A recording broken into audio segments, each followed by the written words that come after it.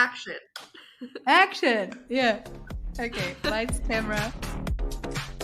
So today we've gathered here to talk about why we're already pivoting. And the people that are watching this video probably have no idea what we're pivoting from because this was just between us. So maybe we can also say a little bit. We have the talking points here in the Notion, so it's nice and followable for everyone. And we also didn't want to just speak to the camera, like learn something, be very curated. We wanted to more have a live impact and just like jam about it, but we know what we want to say, so we put notes down so we can just live come up with everything. Basically, we already learned a lot in the first 2 weeks, which was kind of the only promise that we had here, which is that we were going to be open and honest on this little 3-month journey. And so this is a first peek into us doing that, and also not pretending like we had this whole master plan the entire time that we're just executing on. Because that is like looking behind the scenes is something that is non-existent, and I've always wanted to know that. Like, stop pretending we know what we're doing. Nobody knows what we're doing. We should like hold hands in not knowing what we're doing. So this is us showing that we also are just figuring it out, even though it looks cool. So Oh yeah, it looks very cool. This is chaos. it's chaos. So let's get into how we started or how the experiment started. What was our initial like spark? Which from my side, I was really excited that we started doing anything together because I've already co-created with a few people, but I was like, she knows, she knows. So I instantly felt like we didn't have to. There were a lot of like commonalities in our interests and everything, but also just it was really easy to just co-create. So we were like, okay, this is cool. I wonder how other people are doing it. And also, we both have like plans and desires and like knowledge and inspiration that we know a lot of like quality content is missing from the space. And we are both, since we did like more traditional media and now doing this and like also building, we know that people don't have time. We don't have time. That's why we've been putting it off. And I feel like that's why a lot of people are putting it off to create more content for their personal brands, just for funsies, for with their friends, for the communities, for the products. So this is us trying to power through that pain of figuring out how things work and how we can most efficiently, fully remotely create quality content together with the least amount of time and then share that. That was like our initial goal. It was also funny because you actually brought this up a couple days ago, but I thought it was a really good point on why we started this in the first place, which is that our Telegram chat became kind of this notes app where people talk about scale as if it's kind of up only with content sometimes. For me, at least, when I had thought about content creation, like I would just send it to you, and then we would have like this very rich dialogue. And I often felt like it would be really cool for other people to be able to see this. I don't know how we would do that. I'm not going to start just screenshotting our conversations and posting them online, but it felt like we were almost writing articles by just having a conversation. And so, yeah, the first kind of version of this experiment ended up in us. We said we were going to write one article. It ended up being so long that we broke it into 3, which made it feel like kind of a first package in what could be, why not do video content? We were already taking Zoom calls with each other to discuss how we were going to publish, from what account we were going to publish, what the content was going to be, who our target audience might enjoy it, what little Easter eggs we could include, and what tools we would need to use to do those things. And then like by not tying ourselves to like, we're starting a podcast, we don't know when this is going to end, this is now XYZ things, like framing it as just an experiment kind of allowed us to pick a goal, optimize for that goal, and then clearly change the goal if we wanted to. And so, yeah, it's been like, I say 2 weeks because I know that's how long technically the video component of Chaos has been running. but we've been working on this for a couple of months now, right? Yeah. Yeah. It's Yeah. been brewing. And aside from figuring out how we can like post together and create more valuable, way more quantities, like volumes and quality, better content. Ooh, that was kind of bad. Anyway, so way more and better content. Um, the second thing or the other thing we want to do is there's so much tooling and like fun little SaaS products. Unfortunately, I hate SaaS, but like fun Web3 and Web2 native things that we can try that promise to make this better. We don't possibly have the time individually, all of us here in the space, to try everything on our own. So, what we really want, but like LDF and I, we really enjoy playing with these Yeah. desperately. So like 4 months now, I think part of our chat is just been us sending tools to one another that just came out. They're in beta. We don't even have access yet, but we're geeking out all over them. So, and since we are in a fortunate position that we both work in fields that we can reach these founders probably and get access to tools that a lot of other people cannot, we can try them and see if they're actually worth the gig, because there's so many like tiny little inefficiencies in these products. Even this that we're using right now, it's Riverside. We have to make sure that we keep this is SaaS and we don't want to pay for it, so we got to make sure that we keep the content length within like 3 hours, I think. Otherwise we have to pay and it stops recording.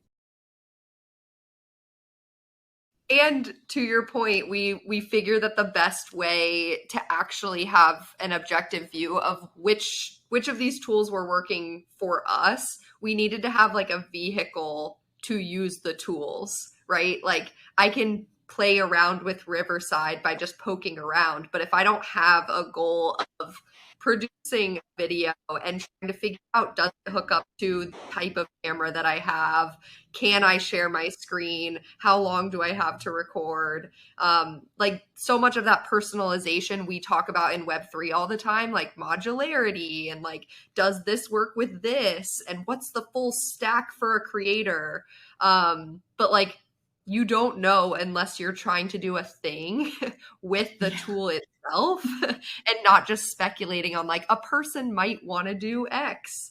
And so that's been a lot of fun to kind of just revisit a lot of the tools we were sending each other, whether they're Web 2 or Web 3. Like, I don't really care right now. It needs to work because I need to publish this, you It know? needs to solve a problem. It actually, without creating another one, because that's a lot of these tools that I've tried so far. We've tried solve a problem beautifully, but create three more that in the Yes. flow that just makes it more difficult. So with the stack that we're using right now, we can get to that later maybe, but we are mostly relying on Web2 because that is more efficient, and we This so is the as many reality. Web3 tools we tried.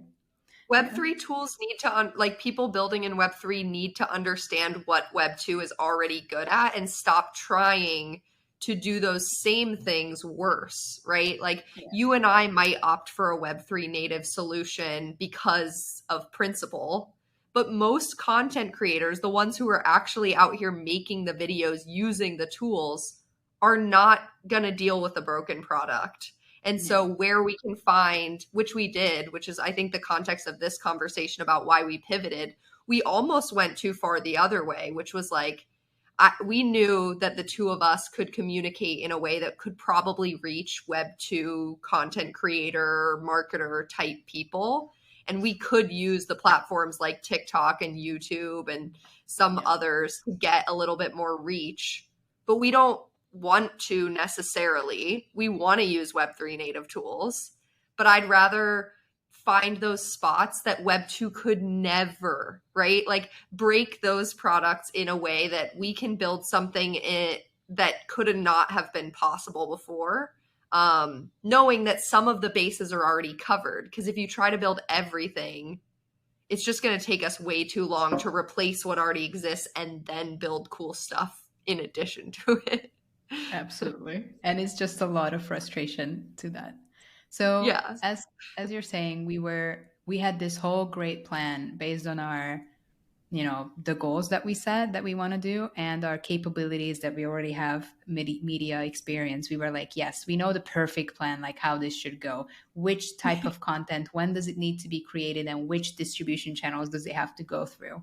We had this whole planned out in Whimsical and everything, and we started doing it, and it sucked. We realized that since we were like, let's not just utilize our Twitter feed and like our whole native network there. Let's build an audience from scratch that's like Web2 native, like a group of Web2 business, tech, marketing, strategy, content people in Web2, build an audience there, and then show them Web3 products. Like how cool that would be. And we started doing it, and it sucked so much. We had to stop. We were doing it for less than 2 weeks, bro.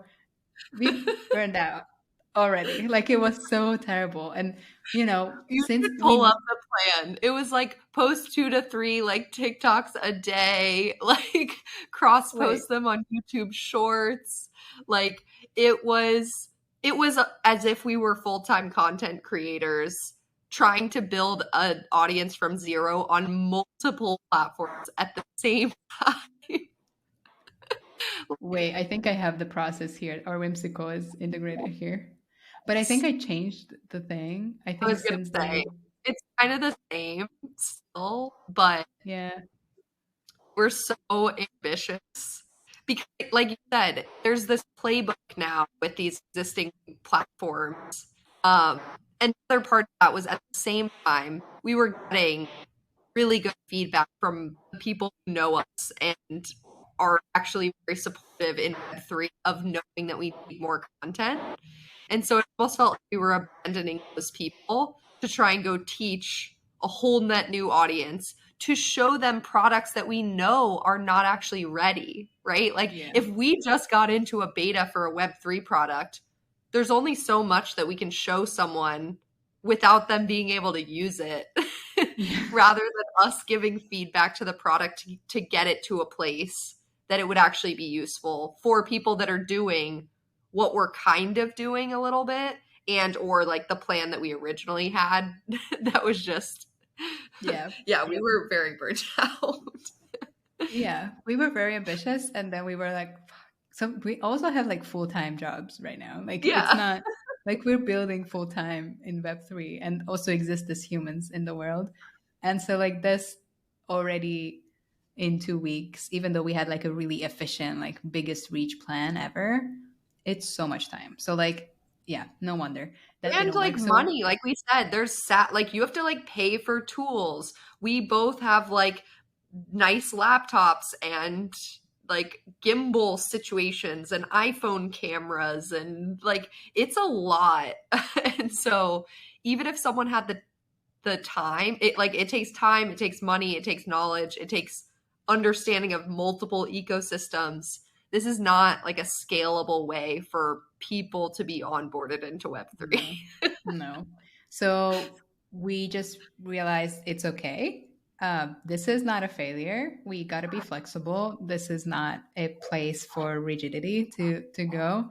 And we have to iterate and optimize. So that's what we're doing right now. It's only 2 weeks in, but we were like, okay, we're smarter than this. We can do better. And yeah, like you were saying, we got such good feedback, and we realized it's also nice to not start from scratch. And even though we're like building kind of a brand still, but more in a Web3 native way, and from our existing, already heavily interested and invested audience, which is not a lot of people right now. It's about like 60 to 100 people that are in the circles, but that's a lot to begin with. Yeah. On Mirror, there's 84 subscribers right now. It's very impressive. Like the actual list of people is very impressive.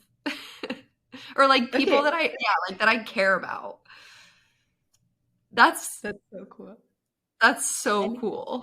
And they're like already like activated in a way, because it's like a subscription or / some of them already claim this free NFT that we had on Mirror, which we're going to do like more stuff like that. It's okay. But it was like a timely experiment for a week of our post, which is our mistake that we started posting about it again a day before it ended. we could talk about things more. Probably that's also a good Yeah, I learning. know. I think we were a little sensitive to not wanting to be like tweeting about this, Yeah.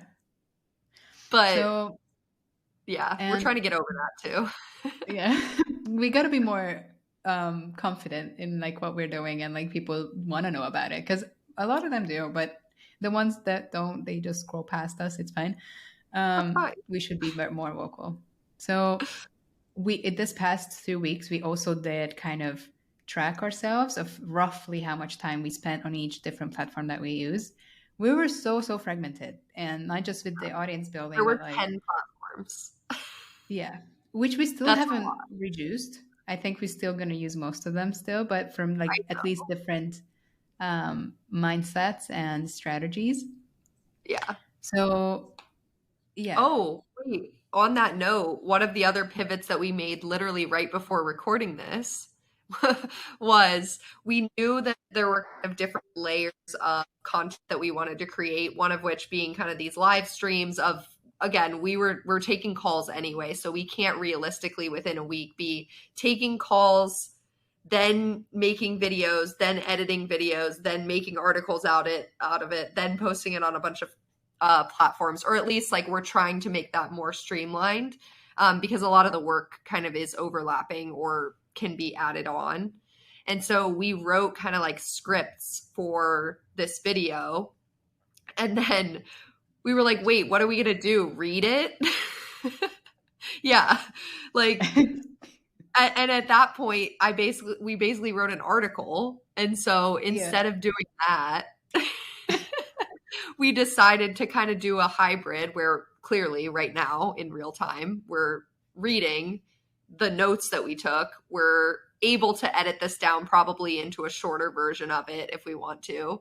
And then we can post an article on the back of this after having a lot more rich conversation than we could have done very much like preparing in advance.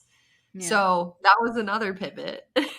Like Yeah, and in it real just happened 2 minutes before we started this recording.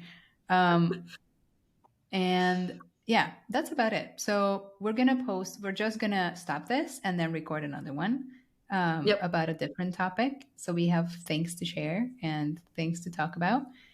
Um, this But was yeah, we just wanted 20. to encourage people to, yeah, experiment, share more of the process. I think a lot of people are looking for inspiration, or it's scary to see a final produced product and think like, how could I ever do that? This week, Ledger produced the video with Alicia Yeah, from it was really ENS. good. It was really good. Like it was a little bit of nothing. Like it was not a But it meaningful was video, but it was so very good. well. It was the audio was good, the lighting was good, the video quality was good. She was like Mhm. very naturally talking about something. I have no idea what she talked about. I remember mostly like herself, which I already knew, and I was like, cute. But the quality, and I'm still sitting here like I have stuff. I have a mic now. I have things. How am I gonna be creating more of that content? Yeah. So like this is us exploring that. Probably maybe not to that level because we also don't probably want to do video making as a full-time job like in events and stuff. Yeah, But it's we very want to encourage daunting. other people to show the process. Sorry? Join us. Yeah, I said it's very daunting. I'm Yeah. still so nervous about video content in public. But we get better at it by trying. So seeing more people trying makes it feel a little bit less scary, even for Yeah. us. So yeah, I'm excited for more feedback, what people want to see, and more people making content because we need it. Subscribe to the YouTube to see more of our behind the scenes. I hate saying that, but it's the truth. This is how we'll be able to let you know that we have more content coming out. Also, the bell thing on YouTube. Do that. And the what else? We also have a Substack for our written content if you prefer written content or want to be also like email notified if we post stuff.